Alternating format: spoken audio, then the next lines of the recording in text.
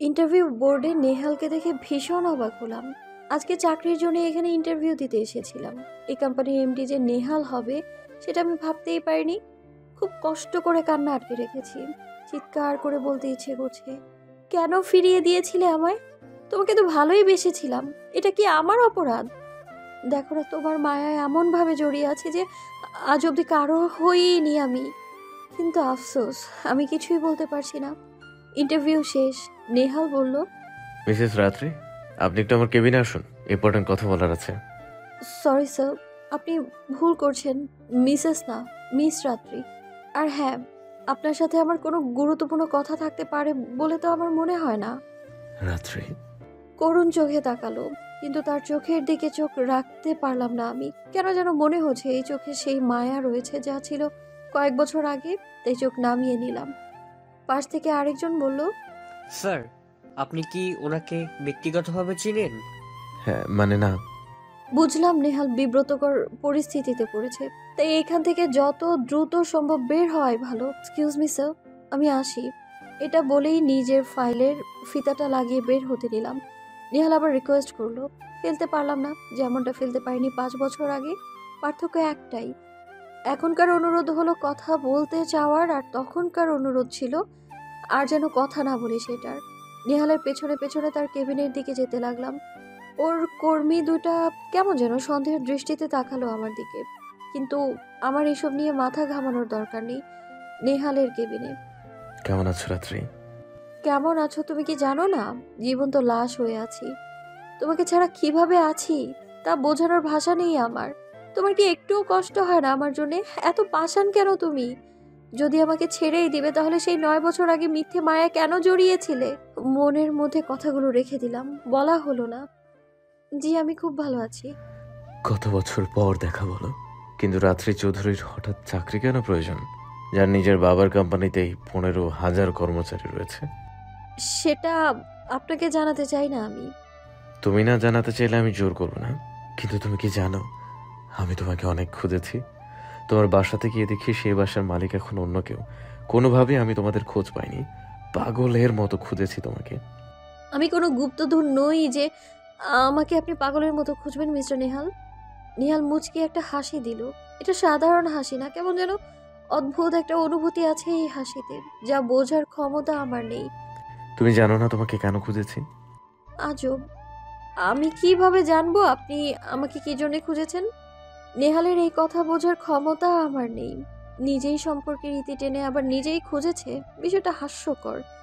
না, আমি জানি না আপনি আমায় কেন খুঁজেছেন। আমার ইন্টারভিউ কেমন হলো আমি আসলে জানি না। তবে যদি ভালো হয় তাহলে দয়া করে আমায় সিলেক্ট করবেন না। তোমার রাগ আর অভিমান সে আগের মতোই আছে। মনে মনে আবারও বলে উঠল, শুধু রাগ আর অভিমান না নেহাল, আমার ভালোবাসাটাও যে আগের মতোই আছে। তুমি শুধু সেটা দেখতে পাচ্ছ না। আপনি আমার এমন কেউ না যে যার জন্য আমার রাগ বা অভিমান কিছু থাকবে। কে? সে তো তুমি ভালো করেই জানো। বললাম তো জানি না। আমি এখন আসি। রাত্রি, আমি জানি না কি হয়েছে তোমার সাথে, কিন্তু তুমি যেহেতু বলতে চাও না, তবে একটা কথা বলছি। তুমি যেহেতু আমার এখানে জবের জন্য এসেছিলে, জবটা আমি তোমাকে দিচ্ছি। আমি কোনো ভিখারি না যে আমার জন্য আপনার এত দয়া দেখাতে হবে। আমার যোগ্যতায় ইনশাআল্লাহ আমি অন্য অনেক অনেক জব পেয়ে যাব। আর হ্যাঁ, যদি জানতাম আপনি এখানে আছেন তাহলে আমি কোনোদিনও এই অফিসের ত্রিসীমানায় পা দিতাম না। আপনার দয়া আমার চাই না। আমি এখন আসি। বলে বের হতে নিলাম, নেহাল আমার হাতটা ধরে ফেললো। দাঁড়াও রাত্রি, যেও না। এটা দয়া না রাত্রি। হাতটা ঝাড়া দিয়ে সরিয়ে নিলাম নেহালের হাত থেকে। এটা দয়া না তো কি মিস্টার নেহাল? আরেকটা কথা, এই যে আপনি ইন্টারভিউর পর কেবিনে পার্সোনালি কথা বলছেন, এরপর যদি আমি আপনার অফিসে জব করি তাহলে সবাই কি ভাববে? বিষয়টাকে কিভাবে নেবে সবাই, বুঝতে পারছেন আপনি? কারোর পরোয়া আমি করি না। কিন্তু আমি করি মিস্টার নেহাল। আপনি একটা পুরুষ মানুষ, সবকিছু ফেলে দিয়ে সামনে আগাতে পারেন, কিন্তু আমি তো পারি না। কিছু স্মৃতি আমাকে সামনে এগিয়ে যেতে দেয় না। তাছাড়া লোকজনের কথা আমি আর শুনতে চাই না। রাত্রি, আগে এত কিছু ভেবে ফেলো না। আমি তো আছি তোমার সাথে। আমার সাথে না থেকে নিজের স্ত্রীর পাশে থাকেন, তাহলে সে খুশি হবে। সেটা তো থাকবই, তোমাকেও সাহায্য করতে চাই।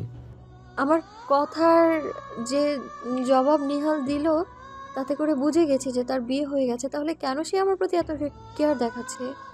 আমি এখন আসি। আর হ্যাঁ, আপনি যতই চাকরিটা দিতে চান না কেন, আমি এটা করব না। দেখা যাক চাকরিটা করো কিনা। মিস্টার নেহাল, ভুলে যাবেন না, আমার প্রতি আপনার কোনো অধিকার নেই। যদি বলি আছে, আমাদের সম্পর্কটা যেটা আপনি শেষ করেছেন, এখন তো আপনার চরিত্রের উপর সন্দেহ হচ্ছে। নিজের স্ত্রীর প্রতি সম্পর্ক ভালোবাসা দেখাবেন, একটা অচেনা মেয়েকে এত আদিক্ষেতা দেখাবেন না। রাত্রি। চিৎকার করবেন না মিস্টার নেহাল। আমি সেই আগের রাত্রি নেই যে সব কিছু মাথা নত করে মেনে নেব। আমি আমার মতো বাঁচতে শিখেছি। আমি আসি এখন, ভালো থাকবেন, আল্লাহ হাফেজ। নেহালের কেবিন থেকে বের হয়ে আসলাম। বাসায় ফিরতে হবে তাই অনেকক্ষণ ধরে গাড়ির জন্য দাঁড়িয়ে আছি। কালো রঙের একটা কার সামনে এসে দাঁড়ালো, হর্ন দিয়ে আমায় বিরক্ত করতে লাগলো। বাইরে থেকে কিছুই দেখা যাচ্ছে না, তাই ঝাড়ি দেওয়ার জন্যে গাড়ির সামনে গিয়ে ভেতরে তাকাতেই দেখলাম নেহাল ড্রাইভিং সিটে। চোখ দিয়ে ইশারা করে আমাকে গাড়ির পাশে আসতে বলল, কিন্তু আমি জানি যে সে এখন আমাকে লিফট দিতে চাইবে, কিন্তু আমার না আছে তার প্রতি কোনো অধিকার, আর না আছে তার প্রতি আমার প্রতি তার কোনো অধিকার। তাই তার ছায়ার আশেপাশেও আমি থাকতে চাই না। কিন্তু নেহাল এসব কি শুরু করেছে? আমাকে দরজার পাশে না আসতে দেখে নেহাল নিজেই গাড়ি একটু এগিয়ে এনে আমার পাশে দাঁড় করালো। গাড়িতে উঠে বসো রাত্রি। তারপর নিজে ভেতর থেকেই বাম পাশে দরজাটা খুলে দিল।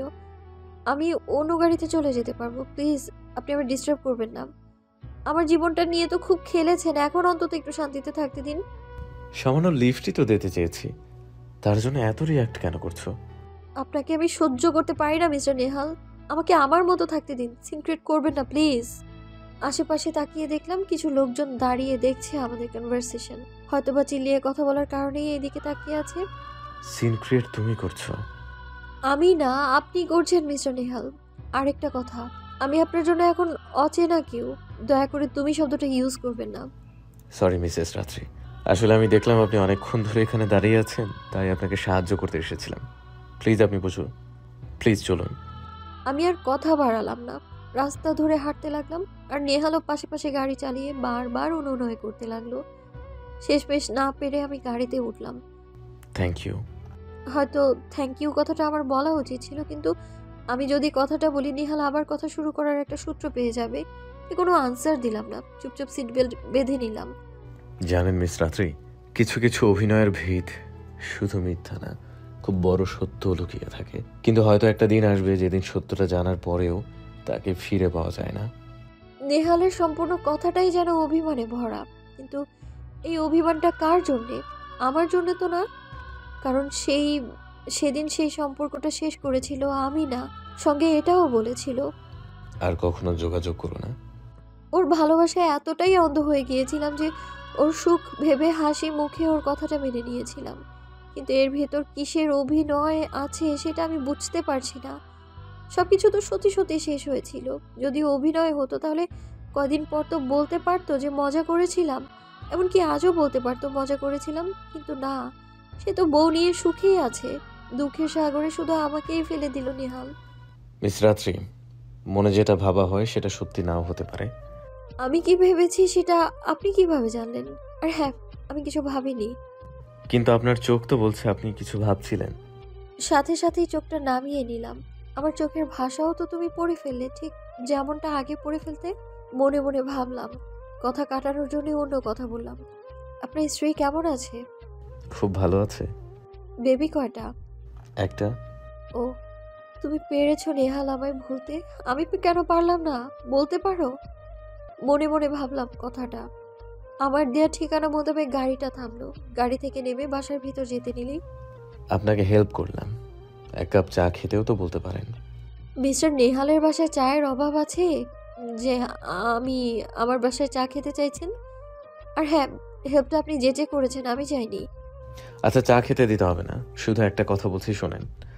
আগামীকালকে আপনার ছুটি, কিন্তু আগামী পরশুদিন থেকে আপনি চাকরিতে জয়েন করছেন।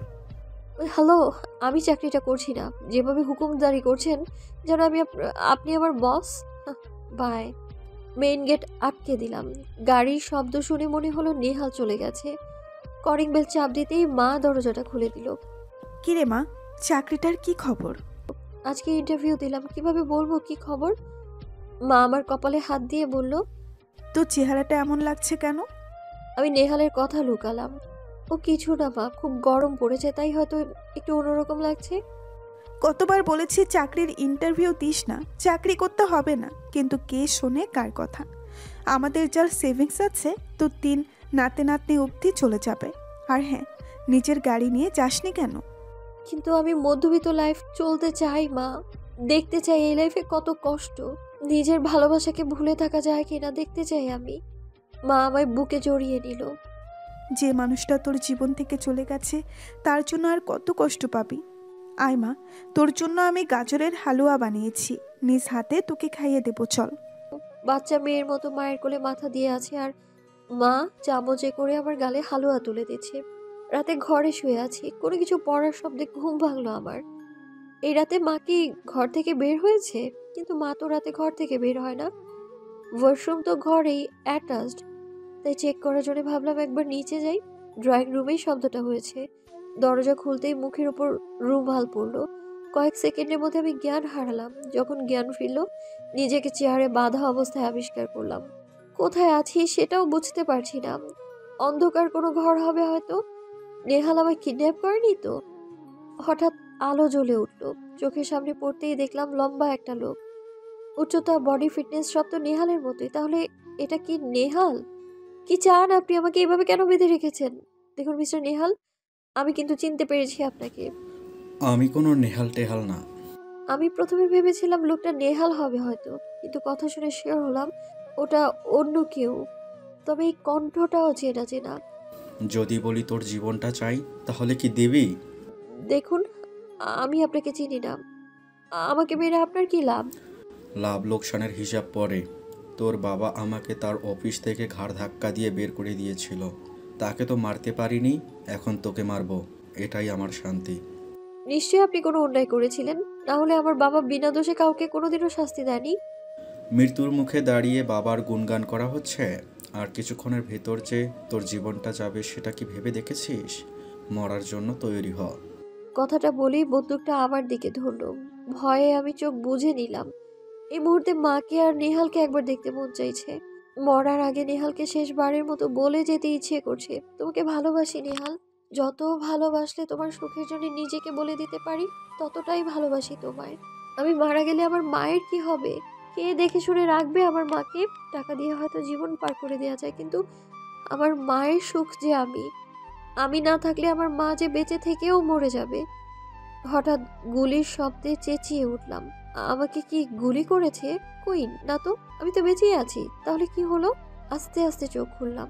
দরজার পাশে নেহাল দাঁড়িয়ে আছে, সাথে 3 জন পুলিশ। মুখোশধারী যে লোকটা ছিল তার দিকে তাকিয়ে দেখলাম নিজের হাতটা ধরে কাতরাচ্ছে। তার মানে গুলিটা করেছে ওই পুলিশগুলোর একজন, আর ওই লোকটার হাতেই গুলি করেছে। একজন পুলিশ সামনে এগিয়ে এসেছে, লোকটার মুখোশটা খুলে নিল মুখ থেকে। লোকটার মুখ দেখে যেন আকাশ থেকে পড়লাম। এ তো আমার আর নেহালের ভার্সিটি লাইফের ফ্রেন্ড রবি। তাই তো বলি, কথাটা কেমন চেনা চেনা লাগছিল। রবি, তুই তুই এত জঘন্য কাজটা করেছিস আমি ভাবতেও পারছি না। আমার বাবা কবে তোকে তার অফিস থেকে বের করে দিয়েছিল? আর যদি করেও থাকে, তার জন্য একজনকে মেরে ফেলতে চাইতে পারিস কি করে? তুই কোথায় গেল তোর বন্ধুত্ব? কিসের বন্ধুত্ব? তোরা কোনোদিন আমার বন্ধু ছিলি না। নিজেরা যখন প্রেম শুরু করলি আমাকে ভুলেই গেছিলি। তাই রাগে রাগে তোর বাবার কাছে নেহালকে নিয়ে উল্টাপাল্টা কথা বলি, যাতে করে তোদের রিলেশন ব্রেকআপ হয়ে যায়। কিন্তু না, তোর বাবা গার্ড দিয়ে আমাকে মেরে অফিস থেকে বের করে দেয় আর বলে আমার মেয়ের জামাই নেহালই হবে। আমি জানি ছেলেটা কেমন, আশা করি ওদের থেকে দূরে থাকবে। তাই তোর বাবাকে মারতে চেয়েছিলাম, কিন্তু পারিনি। পরে তোকেও মারতে চেয়েছিলাম, কিন্তু তোর আগের ঠিকানায় আর তোকে খুঁজে পাইনি। গতকাল তোকে হঠাৎ ফাইল নিয়ে কোথাও যেতে দেখি, তারপর থেকেই ফলো করা শুরু করি। আজকে হয়তো বেঁচে গেলি, কিন্তু মনে রাখিস সুযোগ আমার হাতেও আসবে একদিন। সেদিন দুনিয়া ছেড়ে চলে যাবি তুই। নেহাল এসে ঠাস করে রবিকে চড় লাগালো। আরে তুই কি মানুষ নাকি জানোয়ার? হ্যাঁ, সাইকো থেকে গেলি সারা জীবন, ছোট্ট একটা বিষয় নিয়ে একজনকে মেরে ফেলতে চাস? কি শিক্ষা নিয়েছিস সারা জীবন? তোকে বন্ধু বলতেও ঘৃণা হচ্ছে আমার। আর হ্যাঁ, কি যেন বলছিলি, সুযোগ তুইও পাবি। সেই দিন আর কখনো আসবে না। সারা জীবন তোকে জেলে কিভাবে রাখতে হয় সেই ব্যবস্থা আমি করব। ওকে নিয়ে যান স্যার। পুলিশ রবিকে নিয়ে চলে গেল। নেহাল আমার চেয়ারের সামনে হাঁটু গেড়ে বসে ধীরে ধীরে বাঁধনগুলো খুলে দিতে লাগলো। আমার মাঝে মাঝে মনে হতো নেহাল আমাদের সম্পর্কটা শেষ করে দিয়েছে, এর পেছনে হয়তো বাবার কোনো হাত থাকতে পারে। কিন্তু এ কি শুনলাম আমি? মায়ের মতো বাবাও রাজি ছিল নেহালের সাথে আমার বিয়ে দিতে। তাহলে কি এমন কারণ ছিল যে নেহাল আমায় ছেড়ে দিল? তাহলে কি নেহাল ধোঁকাবাজ? না না, আমি নেহালকে এতটা খারাপ উপাধি দিতে পারি না, যত কষ্টই পাই না কেন আমি। আজকে তোমার ফোন ট্র্যাক না করলে কি একটা অঘটন ঘটে যেত, ভাবতে পারছো? কিন্তু আমার নাম্বার আপনি কিভাবে জানলেন? ইন্টারভিউ দেওয়ার আগে অনলাইনে যে অ্যাপ্লিকেশন করেছিলে সেখান থেকে। আমার স্পষ্ট মনে আছে, যখন আমি ঘরে দরজা খুলি, মানে যখনই কেউ আমার মুখে রুমাল ধরে, আমার হাতে আমার মোবাইলটা ছিল না। তার মানে মোবাইল আমার ঘরেই পড়ে আছে। তাহলে ট্র্যাক করলেন কি করে? তাও আবার এত রাতে? আমার কথা শুনে নেহাল কিছুটা অন্যমনস্ক হয়ে গেল। পরক্ষণেই আবার হাসি মুখে বলল, এখন এসব জেরা করে কি লাভ? তার থেকে বরং বাসায় চলো। আর হ্যাঁ, মোবাইলটা এই রুমের বাইরে পেয়েছি, তা না হলে আমি এখানে আসবো কিভাবে? মিস্টার নেহাল, আপনি কিন্তু আমাকে আবার তুমি বলছেন, এটা ভুলে যাবেন না আশা করি। আর হ্যাঁ, এত রাতে একটা মেয়েকে বাঁচাতে এসেছেন, আপনার স্ত্রী কিছুই বলো না? সে কখনো আমাকে সন্দেহ করে না, আমার প্রতি তার অগাধ বিশ্বাস।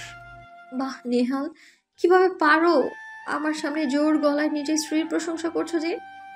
তাকে করা তোমার এই প্রশংসা আমার এই ছোট্ট হৃদয়টাকে ক্ষত বিক্ষত করে দিচ্ছে, সেটা কিন্তু তুমি দেখতে পাচ্ছ না? তোমাকে তো অভিনয় জগতে যাওয়া উচিত ছিল। ভাবনা থেকে বের হলে চলুন বাসায় যাওয়া যাক। আমি একা চলে যেতে পারবো। এখন জীবন বাঁচালাম, না হলে তো এতক্ষণে স্বর্গে চলে যেতেন। আর এখন ইগো দেখাচ্ছেন? আপনাকে কেউ দাওয়াত দেয়নি যে আমাকে বাঁচাতে আসেন আপনি? মরে গেলেই ভালো হতো আমার। নেহাল, তুমি আমার দিকে এই করুণ দৃষ্টিতে তাকিও না। আমি যে নিজেকে ঠিক রাখতে পারি না, তোমার বুকে ঝাঁপিয়ে পড়তে মনে যায়। কিন্তু আফসোস, দেখো না, তুমি অন্য কারো স্বামী, তোমার সংসার আছে, একটা মেয়ে আছে। আর আমার আমার আছে এক বুক কষ্ট। তোমার এই তাকানোর ভেতর এত আবেগ কেন, বলতে পারো? এত রাতে নিজের জেদ ধরে রাখা ঠিক না রাত্রি। প্লিজ চলুন আমার সাথে। নেহাল ড্রাইভ করছে আর আমি পাশের সিটে বসে আছি। আচ্ছা মিস্টার নেহাল, আপনি কিভাবে বুঝলেন আমার কিডন্যাপ করা হয়েছে?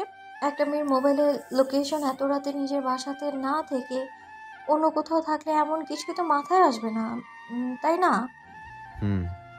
চুপচাপ সিটে হেলান দিয়ে বাইরে তাকিয়ে আছি। জায়গাটা কোথায় আমার জানা নেই। শহর থেকে দূরেই হবে, কারণ আশেপাশে কোনো ল্যাম্পপোস্টও দেখা যাচ্ছে না। আর না দেখা যাচ্ছে কোনো অট্টালিকা। ঘুটঘুটে অন্ধকার চারপাশে, ঠিক আমার মনের মতো। খুব জানতে ইচ্ছে করছে নিহালের মেয়ের নামটা কি। তাই লজ্জা, রাগ, অভিমান সব লুকিয়ে রেখে জিজ্ঞেস করলাম, আপনার মেয়ের নামটা কি জানতে পারি? হ্যাঁ নিশ্চয়ই, রোহিণী। কাউকে কথা দেয়া ছিল যে আমাদের মেয়ের নাম হবে রোহিণী, তাই ওটাই ফিক্সড আছে এখনো। এখনো ফিক্স আছে মানে? পরে আবার পাল্টে দিবেন নাকি? না, ও কিছু না, আপনি বুঝবেন না মিস রাত্রি। এখন নিজেকে খুব শক্ত মনে হচ্ছে। না হলে নেহালের সন্তানের কথা শুনে কষ্ট হচ্ছে ঠিকই, কিন্তু নিজেকে ঠিক রাখতে পেরেছি আমি। রোহিণী। কথা তো ছিল আমার আর তোমার ভালোবাসার প্রতীকের নাম হবে রোহিণী। তুমি তো রোহিণীকে পেয়েছই, পেলাম না আমি। না তোমাকে, আর না আমাদের ভালোবাসার চিহ্নকে। নেহাল বাসার সামনে আমায় নামিয়ে দিল, সাথে নিজেও নামলো। কলিং বেল চাপতেই সাথে সাথে দরজা খুলে দিল মা। আমায় জড়িয়ে ধরে হাউমাউ করে কাঁদতে লাগলো। পাশে নেহাল ছিল, এটা মা খেয়ালই করেনি। মারে, কি হয়েছিল? কিছু পাড়ার শব্দ শুনে বাইরে বের হই। একটু দেরিতে বের হয়েছিলাম, কিন্তু বের হয়ে দেখি তোর ঘরের দরজা খোলা। গিয়ে তোকে পাইনি, আশেপাশে কোথাও খুঁজে পাইনি তোকে। কোথায় গিয়েছিলি মা? তুই কি জানিস না এই বয়সে তুই ছাড়া আমার খুব কষ্ট হয়? মা, আমি একদম ঠিক আছি, কিছু হয়নি আমার। কিন্তু এত রাতে? কিডন্যাপের বিষয়টা মাকে লুকালাম, নাহলে খুব টেনশন করবে। তাই মায়ের খারাপ ভাবনা শুরু হওয়ার আগেই থামিয়ে দিয়ে বললাম, দিয়ার বাসায় গিয়েছিলাম মা, ও একটু অসুস্থ তো তাই। কিন্তু এত রাতে গিয়েছিলি কিভাবে, আর আমাকে না জানিয়েও গিয়েছিলি? এই বলে মা আমার পাশে ব্যক্তিটাকে দেখেই যেন শক খেলো। নিহাল বাবা। আসসালামু আলাইকুম আন্টি, কেমন আছেন আপনি? ওয়ালাইকুম আসসালাম বাবা। আমি তো ভালো আছি, কিন্তু রাত্রির সাথে তোমার কিভাবে দেখা? তাছাড়া এত বছর কোথায় ছিলে বাবা, আর রাত্রির সাথেই বা কিভাবে দেখা? রাস্তায় দেখা হয়েছিল, তাই নামিয়ে দিতে আসলাম। খুব ভালো করেছো বাবা। তা এখন কি রাগারাগি মিটেছে? মানে বুঝলাম না আন্টি। মানে রাত্রি যে তোমাকে... মা জানে আমি নেহালকে ছেড়ে দিয়েছি, কিন্তু এইসব নিয়ে কথা উঠলে নেহাল আমাকে ছেড়ে দিয়েছে এটা মা জেনে যাবে, আর নেহালকে ঘৃণা করবে, যেটা আমি কখনোই চাই না। মা, ওসব বাদ দাও, তুমি আগে আমাদের ভেতরে তো যেতে দাও। আমরা ভেতরে প্রবেশ করলাম। নেহাল ফ্রেশ হওয়ার নাম করে কমন ওয়াশরুমে না গিয়ে আমার রুমে গেল। মাকে জিজ্ঞেস করতেই মা আমার রুমটা দেখিয়ে দিল। তুমি জানো না মা, তোমার মেয়ের জন্য তুমি যাকে রাজপুত্র বলতে, সেই রাজপুত্রের মনের ঘরে অন্য কেউ বাস করে। শুধু মনের ঘরেই না, নিজের থাকার ঘরেও অন্য কেউ থাকে। হবেই তো, নিজের দোষে সব হারালি। কিছুক্ষণের ভেতর নিহাল ফিরে এলো। ও, রাত্রে আপনার ফোনটা দিতে ভুলে গেছিলাম, এই নিন। আপনি বলতে শুনে মা বলল, কি ব্যাপার নেহাল, তুমি রাত্রিকে আপনি করে কথা বলছো কেন? আপনার মেয়েই চায় না আন্টি আমি যে ওকে তুমি বলি। জানেন মিস্টার নেহাল, সব কিছুরই একটা এক্সপায়ার ডেট আছে। তেমন আপনার তুমি ডাকেরও ডেট ওভার হয়ে গেছে, অনেক আগেই হয়ে গেছে। যাই হোক, আপনি আর মা কথা বলুন, আমি ফ্রেশ হয়ে আসি। ফোনটা নেহালের হাত থেকে নিয়ে ঘরে গেলাম। ফ্রেশ হয়ে ড্রয়িং রুমের দিকে গেলাম। মা আর নেহাল গল্প করছে। নেহালের হাতে কফিতে চুমুক দিচ্ছে, আর মায়ের সাথে নিজের জীবনের চড়াই উতরাইয়ের গল্প করছে। ভাগ্য ভালো যে আমাদের সম্পর্ক শেষ কিভাবে হয়েছিল সেটা বলেনি, নইলে তো থাক, আর বলতেই পারছি না। কথাবার্তা শেষে নেহাল চলে যেতে চাইলো, কিন্তু অনেক রাত হওয়ায় মা যেতে দিতে চাইছিল না। রাতটা এখানে কাটিয়ে যাওয়ার জন্য বলছিল, কিন্তু নেহাল বলল যে সে এখন যেতেই হবে তাকে।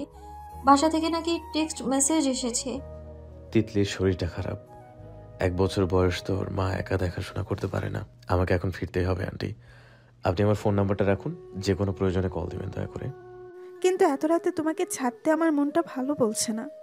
সমস্যা না থাকলে আমি চলে থেকেই যেতাম, কিন্তু এই অবস্থায় আমার যেতেই হবে। আজকে আসি, আবার দেখা হবে ইনশাল্লাহ। নেহাল বিদায় নিল, কিন্তু আমার মাথায় কিছুই ঢুকলো না। নেহালের মেয়ের নাম রুহিণী হলে এই তিতলিটা আবার কে?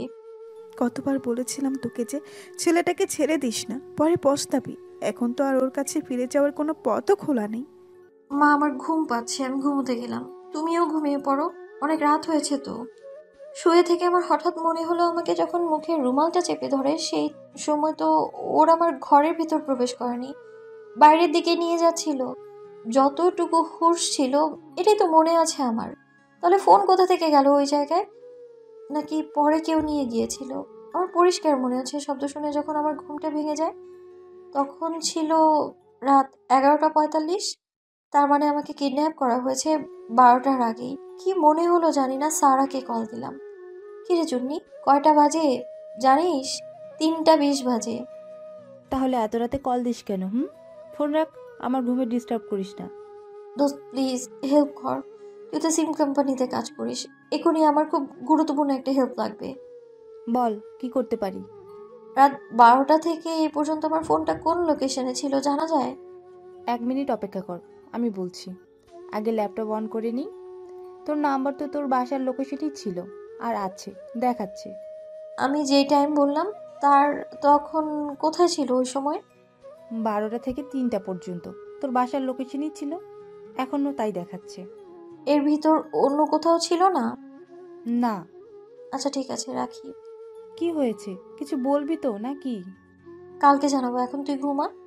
কলটা কেটে দিয়ে ভাবলাম ফোনটা তো এখানেই, বাসায় এসেই আমার ঘরের ওয়াশরুমে আসার মানে আমার ফোন নিয়ে নেওয়া, যাতে করে আমার মনে হয় ফোনটা ওর কাছেই ছিল। তাহলে নিহাল বোকা বানালো আমায়। তার মানে কিডন্যাপ কি ও নিজেই করেছিল? রবিও ওর সাথে ছিল, কিন্তু এসব করে ওর লাভটা কি? আমাকে সবকিছু বের করতেই হবে। ভালোবাসার অভিনয় করে তো আমাকে মাঝ রাস্তায় ফেলে চলে গিয়েছিলেন মিস্টার নেহাল, কিন্তু এসব কিডন্যাপের মানেটা কি? বের করতেই হবে আমায়। একটা প্ল্যান করি, নেহালের অফিসের জবটা করব, তাহলে সব বুঝতেও পারবো হয়তো। সকালে সব প্ল্যান অনুযায়ী কাজ করবো। এখন ঘুমাই। সকালে মা তোমার কাছে নেহালের নাম্বারটা দিয়ে গিয়েছিল না? হ্যাঁ, ফোনেই আছে, কিন্তু তুই কি করবি? ওর অফিসে জবটা করব মা। কিন্তু তুই তো বললি ওখানে জব করবি না, তাহলে রাতের ভেতর কি ভেবে বসলি যে তোর এখন ওর অফিসে জব করার ইচ্ছা জাগলো আবার? আমার কিছু প্রশ্নের উত্তর জানা দরকার মা। পারবি তো নিজের ভালোবাসার মানুষটাকে চোখের সামনে এইভাবে দেখতে? সে তো আর তোর নেই, সারাক্ষণ সামনে সামনে থাকলে কিভাবে নিজেকে ঠিক রাখবি মা? আমি না তোমার মেয়ে, সব পারবো আমি। কেমন পারবি আমার জানা আছে। রাতে যার জন্য কাঁদিস তোকে ছাড়া তো সে ভালোই আছে, তাহলে কেন তার সামনে সামনে থেকে নিজেকে কষ্ট দিবি? আমি কষ্ট পাবো না লক্ষ্মী মা আমার। এক সত্ত্বে রাজি আছি, কি শর্ত মা? তোকে মনমরা হয়ে দেখতে পারবো না। আচ্ছা মা, প্রমিস করছি আর মনমরা হয়ে থাকবো না। এখন দাও তো নেহালের নাম্বারটা। মায়ের কাছ থেকে নেহালের নাম্বারটা নিয়ে ঘরে আসলাম। ফোন দিতেই সাথে সাথে নেহাল রিসিভ করলো, যেন আমার কলের জন্যই অপেক্ষা করছিল। হ্যাঁ মিস রাত্রি, বলুন। আপনি তাহলে রাজি হয়ে গেলেন চাকরিটা করার জন্য? আমি রাজি হলাম কিনা নেহাল বুঝলো কিভাবে? আমার মনের ভেতর কি মেশিন সেট করে রেখেছে নাকি যে আমি যাই বলবো তাই বুঝে যায় সে? হ্যাঁ, আমি রাজি আছি আপনার অফিসে জব করতে। ঠিক আছে, তাহলে কালকে জয়েন করুন। কালকে কেন? আমি তো আজকে থেকেই জব করতে চাই। কথাটা শুনে নেহালের গলাটা কেমন যেন কাঁপতে লাগলো। প্লিজ আপনি কালকে আসবেন, বস হিসেবে এটা আমার আদেশ। ঠিক আছে বলে কলটা রেখে দিলাম। কিন্তু আজকে জয়েন হলে ক্ষতি কি? হঠাৎ মাথায় বুদ্ধি আসলো, আজকে এভাবে যেতে নিষেধ করছে, তার মানে নিশ্চয়ই গোপন কিছু ঘটেছে। এটা আমায় দেখতেই হবে, হতে পারে আমার বিষয়ে কিছু। রেডি হয়ে বাড়ি থেকে বের হলাম। তাড়াতাড়ি পৌঁছতে হবে তাই নিজের গাড়িটাই নিয়ে বের হলাম। 30 মিনিটেই নেহালের অফিসের নিচে পৌঁছলাম। গাড়ি পার্ক করে লিফটে উঠে নেহালের অফিসে গেলাম। নেহালের কেবিনের দিকে যাচ্ছি, সবাই কেমন যেন করে একটা কেমন দৃষ্টিতে তাকিয়ে আছে আমার দিকে। আগের দিন যেমন ভাবে তাকিয়েছিল আমি সব উপেক্ষা করে চললাম। কেবিনে নক করতে গিয়েও থেমে গেলাম, কারণ দেখলাম দরজাটা হালকা খোলা আর ভেতরে কারো হাসির শব্দ পাওয়া যাচ্ছে।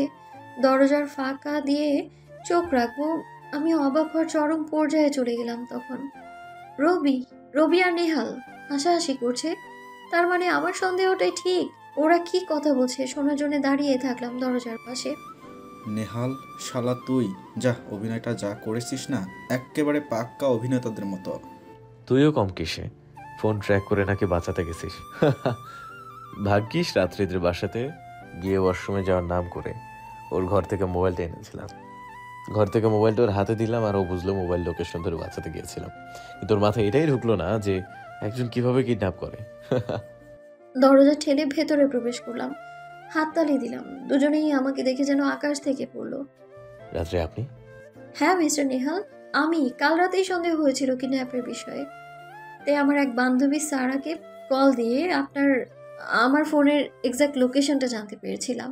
আর এখন আপনাদের দেখে বোঝাই গেল আপনারা এক অভিনেতা, একজন পাক্কা অভিনেতা। আর একটু বাকি আছে মিস রাত্রি, এখন সেটাও দেখবেন। এই বলে দুজন মিলে জোর করে আমাকে চেয়ারে বসিয়ে দিয়ে একজন দরজা আটকে দিল। আমি চিল্লাতে থাকি, কিন্তু বাইরের লোকজনের কোনো রিয়াকশনই দেখলাম না। তার মানে রুমটা সাউন্ড প্রুফ। একটা অভিনয় বাকি আছে, সরি অভিনয় না, সত্যতা বাকি আছে। দেখুন এটা আপনার ঘর কিনা। কম্পিউটার স্ক্রিনে দেখালো। আপনার মোবাইল আনার সময় একটা রিমোট কন্ট্রোল বম্ব লাগিয়ে এসেছিলাম, আর এই ক্যামেরাটাও। এতটা নিচে কিভাবে নামতে পারেন মিস্টার নেহাল? আরও একটু নিচে নামবো। এখন আজকে এই মুহূর্তে আমাকে বিয়ে করতে হবে, তাহলে রিমোটের বাটন একটা প্রেস করলে আপনার মা দুনিয়া থেকে চলে যাবে। মাকে হারালে কাকে নিয়ে থাকবো? এবার খুব ভয় পেলাম। দেখুন মিস্টার নেহাল, আপনি তো বিবাহিত, তাহলে এমন কেন করছেন আমার সাথে? কে বলেছে আমি বিবাহিত? আপনি নিজেই বলেছেন। আমি কখনো বলিনি। আপনি আগ বাড়িয়ে আমার বউ আছে বলেছেন। তাহলে কালকে একটা মেয়ের নাম করলেন, সেটাকে? ওইটা ববির মেয়ে, আর আমি ববি একবার সাথেই থাকি। আমি আপনাকে আর ভালোবাসি না, প্লিজ ছেড়ে দিন আপনি আমায়। আপনাকে ছেড়ে দিলে যে আমাকে রিমোটটা বাটন প্রেস করতে হবে? না না, আপনি আমার মায়ের কিছু করবেন না, আমি বিয়েতে রাজি। রবি একটা পেপার বের করে দিল আর বলল এটা সাইন করে দিতে। আমি কাপা হাতে সাইন করলাম, তারপর নেহালও সাইন করলো। তোরা এবার আইন অনুযায়ী স্বামী স্ত্রী। এবার ধর্মীয় রীতিতে বিয়েটা হলেও সব কাজ শেষ। নেহালের প্রতি ঘৃণা জমে গেল, সমস্ত ভালোবাসা আজকে শেষ হয়ে গেল। আমার ভালোবাসার মানুষটা এতটা নীচ আমি ভাবতেও পারছি না। কাজী সাহেবকে ফোন দিয়েছি, সে আসলেই ধর্মীয় রীতিতে বিয়েটা সম্পন্ন হবে। মিস্টার নেহাল, আপনি বিয়েটা আমায় জোর করে না করলেও পারতেন। আপনার স্ত্রী বিষয়ক কথাগুলো যে আমি বলেছিলাম সেগুলো তো সেই সময় ক্লিয়ার করে দিতে পারতেন। আপনি কি ভেবেছেন জোর করে বিয়ে করে আমার ভালোবাসা পাবেন? না, তা তো কখনো সম্ভব না। আপনার এই অফিসে আসার আগ মুহূর্ত পর্যন্ত আমি আপনাকে ভালোবাসতাম, কিন্তু এই মুহূর্তে আমি আপনাকে ঘৃণা করি। পৃথিবীর সবচেয়ে বেশি ঘৃণা করি আমি আপনাকে। তুমি ঘৃণা করো আর ভালোবাসো সেটা ম্যাটার করে না, ম্যাটার করে আমি তোমার স্বামী, সেটা তোমার উপর সব অধিকার এখন থেকে আমার। স্বামী? স্বামী শব্দটার মানে যদি আপনি জানতেন তাহলে সেদিন আমায় ফিরিয়ে দিতেন না। আর ফিরিয়েই যদি দিলেন তাহলে আজকে এইসবের মানেটা কি? তোমাকে একটা গল্প শোনাই মিসেস রাত্রি। তোমার সঙ্গে সম্পর্ক থাকাকালীন আমার আরো 3টা সম্পর্ক ছিল, যেটা আমার অজান্তেই তোমার বাবা জেনে যায় আর আমাকে তোমার জীবন থেকে সরে যেতে বলে। আমি যেতে চাইনি, তাই তিনি আমার পায়েও ধরেছিল, তবুও রাজি হয়নি। কারণটা তুমি খুব ভালো করে জানো, তোমার টাকায় আমার পড়াশোনা। কিন্তু তোমার বাবা যখন দেখলো আমি তোমার সাথে সম্পর্কটা চালিয়ে যাচ্ছি, আবারও আমার সাথে দেখা করে তোমার সাথে সম্পর্ক শেষ করতে বলে, কিন্তু আমি রাজি হইনি। কিছুটা ভেবে প্ল্যান চেঞ্জ করি। আমি তোমার বাবার কাছে টাকা চাই, যে আমাকে যদি আমার চাহিদা মোতাবেক টাকা দেওয়া হয় তাহলে তোমাকে ছেড়ে দূরে চলে যাব। তোমার বাবা রাজি হয়ে যায়। যতই হোক না কেন, বাবা তো আর চায় না একটা খারাপ ছেলেকে তার মেয়ে ভালোবেসে যাক, তাই যত টাকা চাই সব দিয়ে দেয়। আমিও সেখান থেকে চলে আসি। মিস্টার নেহাল, আপনি বড়ই বোকা। আজকে বুঝলাম সেটা। এসব কথা আমাকে না জানালে হয়তো আপনার স্ত্রী হিসেবে কোনো না কোনো দিন আপনাকে আমি মাফ করে দিতাম, আপনাকে ভালোবাসতে শুরু করতাম। এখন কি হবে ভেবে দেখেছেন? সব ভেবেছি রাত্রি। তুমি শোনো, আমার কিছুটা গল্প বাকি আছে। তারপর তোমার সাথে ব্রেকআপ করা, অন্য কোথাও চলে যাওয়া, এভাবে 1 বছর কেটে যায়। একসময় আমি বুঝতে পারি তোমাকে ভালোবাসি। তখন তোমাকে, তোমার পরিবার বা তোমার বাবার অফিস কিছুই আর খুঁজে পাইনি। কিন্তু ভাগ্য দ্বারা নাকি সম্ভব, আমার অফিসে তুমি জবের ইন্টারভিউ দিলে। আমি জানতাম আমাকে দেখলে তুমি চাকরিটা করতে চাইবে না, কিন্তু বিশ্বাস করো, আমি তোমাকে শুধু আমার আশেপাশে দেখতে চেয়েছিলাম, তাই এসব কিডন্যাপের প্ল্যান করা। তারপর তোমার মনে সন্দেহ তৈরি করার জন্য সেই রাতে তোমাকে বাঁচাতে যাওয়া। আমি এটাও জানি রাত্রি কতটা ইন্টেলিজেন্ট, তাই এমন এক কাজ করি যাতে আমাকে সন্দেহ করো। তুমি সেগুলোই করলে। আজকে অফিসে না আসতে আসতে অনুরোধ করাটাও ছিল সেই প্ল্যানেরই অংশ। তুমি আমাদের ফাঁদে পা দিয়ে দিলে, আর এখন তুমি আমার স্ত্রী। হাসুন, খুব ভালো করে হাসুন। নেহাল, মনে রাখবেন, এই স্ত্রী শুধু একটা শব্দ আপনার আর আমার মাঝে। এখানে না থাকবে কোনো অনুভূতি আর না কোনো ভালোবাসা। ভালোবাসবে রাত্রি, আজকে না হোক কালকে ভালোবাসবে। যদি তাও না হয়, যেদিন আমি দুনিয়া থেকে চলে যাব সেদিন আমাকে ভালোবাসবে। কথাটা লিখে নিও।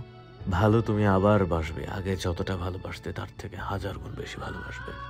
আপনি স্বপ্নই দেখতে থাকেন মিস্টার নেহাল। আমি কখনো আপনাকে ভালোবাসবো না। আপনার জন্য থাকবে শুধুমাত্র একরাশ ঘৃণা। সারা জীবন থাকবে এই ঘৃণা, মরার আগ পর্যন্ত থাকবে। আমি যেমন 100% শিওর ছিলাম আজকে তুমি আমার অফিসে আসবে, তেমনি আমি এখন অতটাই শিওর আছি যে তুমি আবার ভালোবাসবে। কতটা সেদিন তুমি নিজেই বুঝে নিও, যেদিন আমি থাকবো না। এই কথার মাঝখানে কাজই চলে আসলো। কবুল বলে ধর্মীয় রীতিতে আমাদের বিয়েটা সম্পন্ন হলো। ঘৃণা থাকা সত্ত্বেও বিয়েটা করতে হলো শুধুমাত্র মাকে হারানোর ভয়ে। বিয়ে শেষ হলো, চলো এবার মায়ের কাছ থেকে দোয়া নিয়ে আসি। আপনার মা আছে? তুমি আমার স্ত্রী, তোমার মা মানে আমারই মা। যাকে মেরে ফেলতে চাইছিলেন একটু আগে, তাকে মা বলতে আপনার লজ্জা করে না? মেরে ফেলতে চাইছিলাম তো তোমার জেদ ভেঙে ফেলতে। যদি তাকে মারার ভয় না দেখাতাম তাহলে তুমি কখনোই এই বিয়েতে রাজি হতে না। নেহাল, তোমাকে আমি মনের কথা কিভাবে বোঝাই বলতে পারো? নিজেই তো ঘৃণা তৈরি করে দিয়েছো তোমার প্রতি। সব করেছি, বিয়ের সব নিয়ম মেনেছি। একবার আমায় জিজ্ঞেস করেছো তোমার মন আছে কিনা? না, এই মনে শুধু ঘৃণা, ঘৃণা আর ঘৃণা। চলো রাত্রে যাওয়া যাক বাসাতে। নেহাল আর আমি মায়ের সামনে দাঁড়িয়ে আছি, বিয়ের রেজিস্ট্রেশন পেপার মায়ের হাতে। নেহালের তো বিয়ে হয়ে গেছে, এটা কিভাবে করলি তোরা? আন্টি সরি মা, আমার কোনো জায়গাতেই বিয়ে হয়নি। রাত্রি নিজের মনে মনেই সব কাহিনী তৈরি করে আমাকে জিজ্ঞেস করতো, আর আমি মজা নেওয়ার জন্য হুহা করতাম। যাক, এখন আর আমার কষ্ট নেই। সারা জীবনই চাইতাম তোমাদের হাত একসাথে হোক। আজকে তা হলো, আর কোনো চিন্তা নেই আমার। জি মা, আপনি আমাদের জন্য দোয়া করবেন।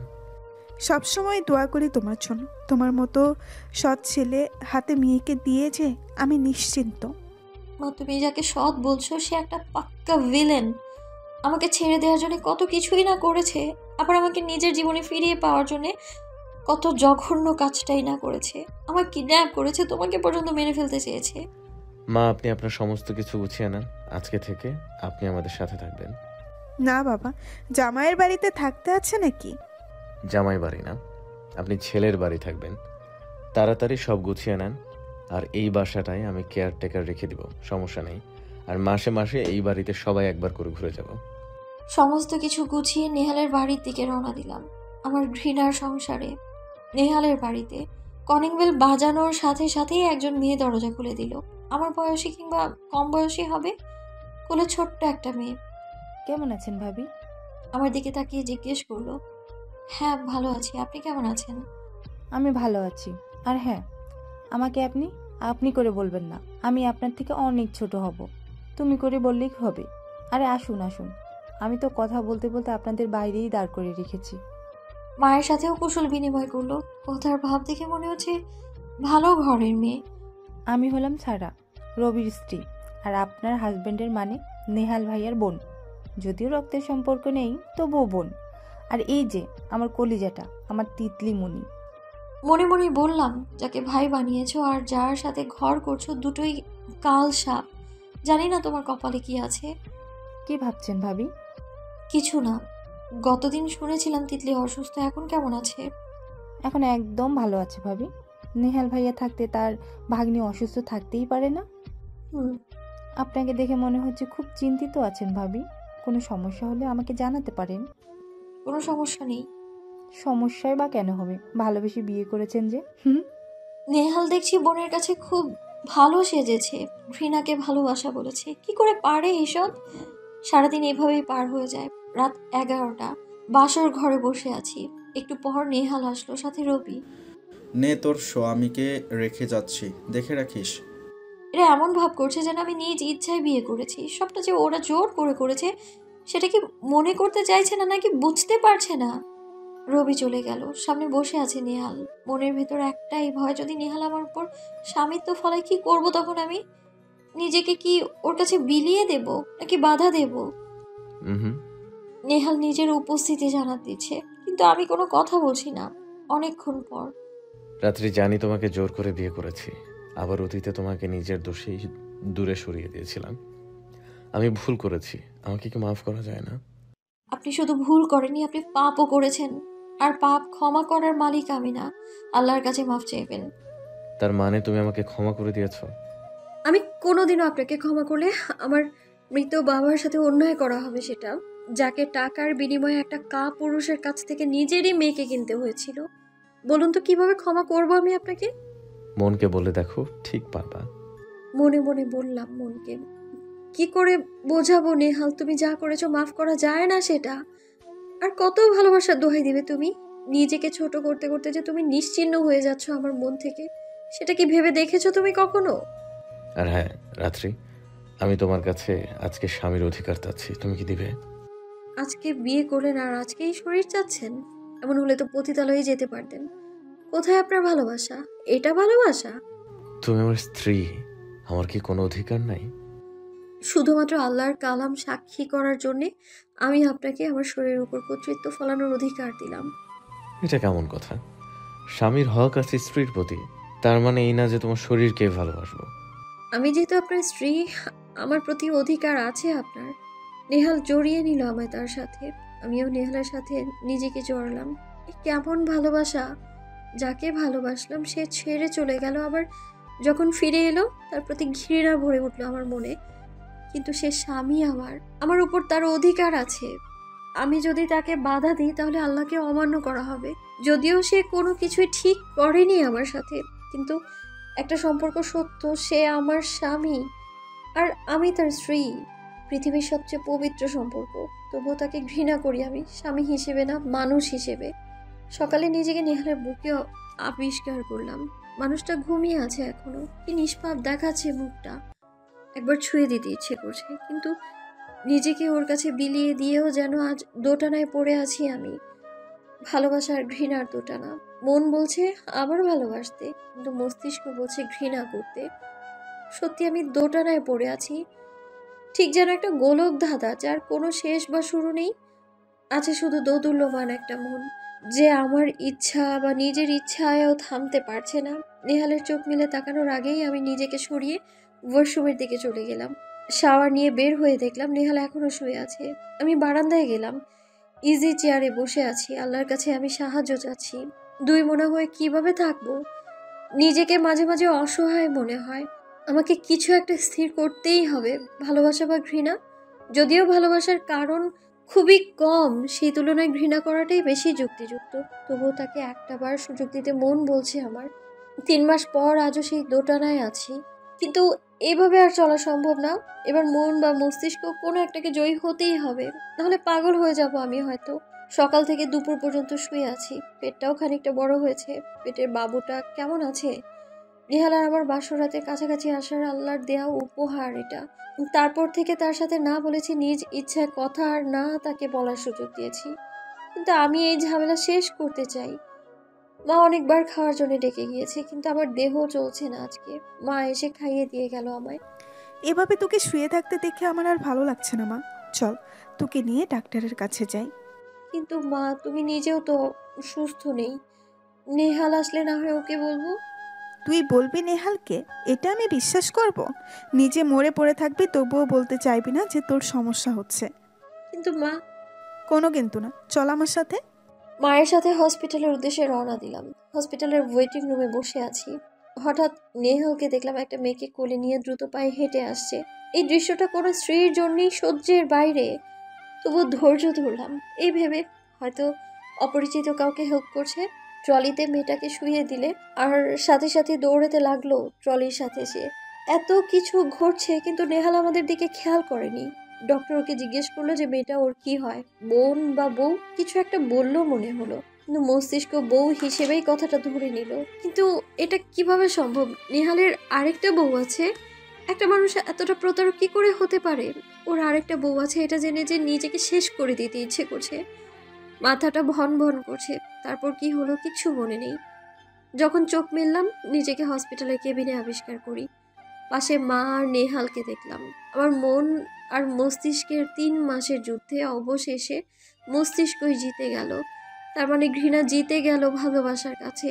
এই ভালোবাসা আর কোনো দিনও হয়তো ভালোবাসায় বদলাবে না। এই মুহূর্তে কোনো সিন ক্রিয়েট করতে চাইছি না, তাই চুপচাপ থেকে গেলাম। ডক্টর চেক আপ করে সবাইকে দুশ্চিন্তা করতে নিষেধ করলো, কারণ এই অবস্থায় একটু অস্বস্তি, এখন একটু অসুখ হবেই। বাসায় এসে সারার সাথে দেখা করে তিতলিকে একটু আদর করে ঘরে চলে এলাম। আজকে থেকে আর নেহালের সাথে এক বিছানায় একই ঘরে শুয়ে থাকা অসম্ভব। তাই নিজের জিনিসপত্র গোছগাছ করে পাশের ঘরে চলে যাব। সম্ভব হলে এই বাসা ছেড়েই চলে যেতাম, কিন্তু মায়ের জন্য পারি না। যদি নেহাল আমার মায়ের কোনো ক্ষতি করে? কি করছো রাত্রি? সবকিছু পাশের ঘরে নিয়ে যাচ্ছ নাকি? আমরা কি আজকে থেকে পাশের ঘরে শুভ? আপনি না মিস্টার নেহাল, আমি একা থাকবো। কিন্তু আমার অপরাধটা কি জানতে পারি? এক বউ বাসায় রেখে আরেক বউ বাইরে রাখা হয়? তাহলে কেন আপনার সাথে থাকবো? আপনি তো কুকুরের থেকেও জঘন্য মানুষ। আমি করলামটা কি? হসপিটালে আপনার আরেক বউকে না দেখলে তো আমি বুঝতামই না যে আপনার চরিত্র আসলেই খারাপ। তুমি ভুল বুঝছো রাত্রি। মেয়েটা আমার বউ হবে কেন? ও তো আমার বোন সারা। যেমন আমার বোন, সেও তেমন। নিজের রক্ত দিয়ে আমার জীবন বাঁচিয়েছিল একদিন, সেই থেকেই বোন। নেহালের এসব কথা যেন আমার বিশ্বাসই হলো না। মনে হলো যেন আবারও কোনো মিথ্যে বলছে সে। তাই ওর কথায় কোনো কান দিলাম না, নিজের কাজে মনোযোগ দিলাম। যখন দেখলো কাজ হচ্ছে না, তখন হাত ধরলো আমার। আমি এক ঝটকা দিয়ে হাতটা ছাড়িয়ে নিলাম। আপনি আমার গায়ে হাত দিলে মনে হয় যেন আগুন লাগিয়ে দিই সেই অংশটাতে, না হয় কেটে ফেলি আমি। রাত্রি, এত বড় কথা বলো না প্লিজ। আমি কখন আর তোমাকে জোর করবো না। প্লিজ তুমি আমার বাড়ি ছেড়ে কোথাও যেও না। আমি মারা গেলে চলে যেও, কেউ আটকাবে না। সেই দিন নেহালের কথাটা বিশ্বাস না করাটাই ছিল আমার চরম ভুল।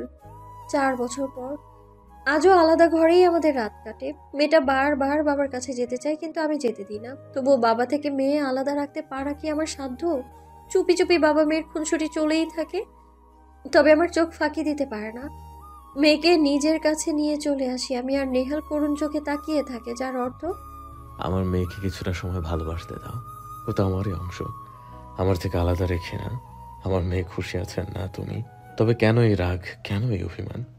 নেহালের এই করুণ চোখের ভাষা আর দেখতে মনে চায় না আমার। একদিন বিকেলে মেয়েকে নিয়ে শুয়ে আছি। নেহাল ঘরে প্রবেশ করে খাটের পাশে হাঁটু গেড়ে বসে আমাকে ধীর গলায় ডাকলো। রাত্রি, এই রাত্রি। শুনছি। জরুরি মিটিং এর জন্য চট্টগ্রাম যেতে হচ্ছে। সে তো প্রতি মাসেই যেয়ে থাকেন, তাহলে এখন বলার মানে নেই কোনো। তোমার কাছে না থাকতে পারে, কিন্তু আমার কাছে আছে। জি বলুন। প্রতিবার যাই কিছু মনে হয় না, কিন্তু এবার কেন যেন মনে হচ্ছে এটাই তোমার আমার শেষ দেখা। নেহালের কথা শুনে হৃদয়টা ধপ করে উঠল। ঘৃণার আড়ালের ভালোবাসাটা দেখাতে চাই না, তবে সে আমার জীবন থেকে হারিয়ে যাক এটাও কখনো চাইনি। দূরে থাকি তবু সে থাকুক আমার জীবনে, কোনো মায়ায়, কোনো পবিত্র বন্ধনে। আমাকে চুপ থাকতে দেখে নেহাল বলল, কিছু বলছো না যে? কি উত্তর দেব আমার জানা নেই, কিন্তু আপনার সাথে এটাই শেষ দেখা, এটা আপনি কি ভেবে বলছেন? এটা যদি আমি মরে যাই? কথাটা শুনে চোখ দিয়ে টকটক করে পানি পড়তে লাগলো। যতই ঘৃণা করি সে তো আমার স্বামী, আমি তো ঘৃণা করি, তাহলে কেন এই ধরনের কথায় আমার বুক ফেটে কান্না আসছে? আমাকে ঘৃণা করো তাহলে আমার মরার কথা শুনে কান্না কেন করবা? কে বলেছে আপনার মরার কথা শুনে কান্না করছি আমি? বুঝছি, ভাঙবা তবু মচকাবা না।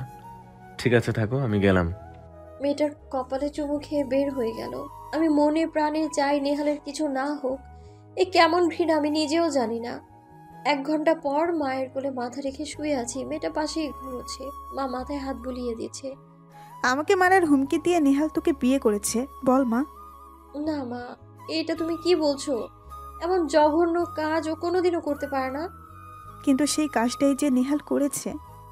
মায়ের কথা শুনে সারা শরীর দরদর করে ঘামতে লাগলো। নেহাল খারাপ এতদিন শুধু আমিই জানতাম, এখন তো মাও জেনে গেল। অবশ্য আলাদা ঘরে থাকার আলাদা কজ দিয়েছিলাম, কিন্তু এখন আমি কি বলবো বুঝতে পারছি না। আল্লাহ, এ কেমন বিপদে ফেললে তুমি আমায়। না মানে মা, সব কিছুর পেছনে কারণ থাকে মা। নেহাল এমন কে চরিত্র যে চাদরে ঢেকে রাখা, কিন্তু তুই তো চাদর খুলেই দেখিসনি, তাহলে জানবি কি করে সত্যটা কি আর মিথ্যাটা কি? তোমার কোনো কথাই আমি বুঝতে পারছি না মা। এই ডায়েরিটা পড়। ডায়েরির উপরে খুব সুন্দর করে লেখা আছে, এক জীবনে শুধু তুমি। আমাদের প্রেম চলাকালীন সময় নেহাল বারবার বলতো এই কথাটা, আর এটাও বলতো। তোমার আমার প্রেম কথা ডায়েরিতে লিপিবদ্ধ করে রাখি। ডায়েরির একটা নামও দিয়েছি, এক জীবনে শুধু তুমি। এটা তো নেহালের ডায়েরি মা। অবাক চোখে মাকে জিজ্ঞেস করলাম। হ্যাঁ, নেহালের ডায়েরি, স্টোর রুমে পেলাম, পড়ে দেখ। আচ্ছা তুমি একটু তোমার নাতিকে দেখো। আমি ওই রুমে গেলাম। প্রথম পৃষ্ঠা। আমার জীবনের আলো আমার ভালোবাসার রাত্রিকে পেয়েছি। আমাকে ভালোবাসে এটা প্রথম শুনলাম। এত সুখে মরে যেতে ইচ্ছে করছে। আমাকে ডিরেক্ট প্রপোজ করতে বলেছে বান্ধবী দিয়ে। দ্বিতীয় পৃষ্ঠা। আজকে থেকে রাত্রি আমার। আমাদের জীবন ভালোবাসাময় সাজাতে চাই। আমার এক জীবনে শুধু তোমাকেই চাই রাত্রি। তোমার সাথে পথ চলা শুরু হলে সারা জীবন চলতে চাই, একসাথে মরতে চাই। তারপর অনেক পেজে আমাদের ভালোবাসার কথা লেখা আছে। হঠাৎ একটা পেজ পড়ে আকাশ থেকে পড়লাম। রাত্রির বাবা টাকা দিয়ে আমাকে রাত্রির কাছ থেকে সরাতে চায়, কিন্তু আমি বলে দিয়েছি এক জীবনে শুধু রাত্রিকে ভালোবেসেছি। যদি আমি বেঁচে থাকি তাহলে রাত্রিকেই ভালোবাসবো। কিন্তু উনি আমাকে অবাক করে দিয়ে বলে, তোমার ভালোবাসার এতটাই জোর, ঠিক আছে আমি তাহলে রাত্রিকেই মেরে ফেলবো। দেখবো কেমনে থাকো এক জীবনে একসাথে তোমরা। বাবার মুখে মেয়েকে মেরে ফেলার কথা শুনে বিশ্বাস হচ্ছিল না, কিন্তু আমাকে আবারও অবাক করে দিয়ে উনি বললেন, নিজের বাবা আর ভাইকে মেরে বিজনেসটা দাঁড় করিয়েছি, তাহলে মেয়েকে কেন মারতে পারবো না আমি? এবার সত্যি আমি ভয় পেয়ে যাই, যে নিজের বাবা ভাইকে মারতে পারে সে মেয়েকে কেন মারতে পারবে না? অবশ্যই পারবে। তাই আমি বললাম, আপনার মেয়েকে ভালোবাসি, তার মানে তার ভালোও চাই। আপনি দয়া করে কিছু করবেন না ওকে, আমি অনেক দূরে চলে যাব। পরের পৃষ্ঠা। আজকে রাত্রির সাথে সম্পর্ক শেষ করলাম। রাত্রি একটা কথা বলছিল, আচ্ছা, কিন্তু একবার বলতে ইচ্ছা করছিল, যেও না রাত্রি, তুমি ছাড়া আমি অপূর্ণ এক জীবন। তোমাকে ছাড়া কিভাবে থাকবো? তোমার বাবা ইয়েতিমের সাথে কোনোদিন বিয়ে দিবে না, তাই এই সম্পর্কের ইতি টানতে হলো আজ। কিন্তু নিয়তি আমাকে বেঁধে রেখেছে। আমার এখন চিৎকার করে কাঁদতে ইচ্ছে করছে।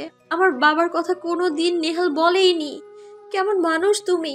তার মানে কি কিডন্যাপ মাকে মেরে ফেলতে চাওয়া কোনো নাটক? আগ্রহ নিয়ে আরো পড়তে লাগলাম। আমাকে জানতে হবে সবটা। হ্যাঁ, সব নেহালের নাটক ছিল। নিজেকে খারাপ বানিয়ে আমার বাবাকে আমার চোখে খারাপ করেনি। জবাই করা মুরগির মতো ছটফট। আমার কান্না শুনে সারা, রবি আর মা চলে আসে। আমার ছটফটানি কেউ থামাতে পারছে না। কি করে থামাবে? নিজের অপরাধ বোধ এত বেশি হয়ে গেছে যে আমি কন্ট্রোল করতে পারছি না নিজেকে। আমার বাবাকে ভালো বানানোর জন্য এত নাটক করেছে নেহাল, কিন্তু তুমি যে এতটা অবহেলা পেলে। এখন কি করব আমি? নিজের চুল নিজেই ছিঁড়ে ফেলতে ইচ্ছে করছে। কান্না করতে করতে অজ্ঞান হয়ে গেছি। যখন জ্ঞান ফিরে নিজেকে বিছানায় আবিষ্কার করি, আবার চিল্লিয়ে কেঁদে উঠি।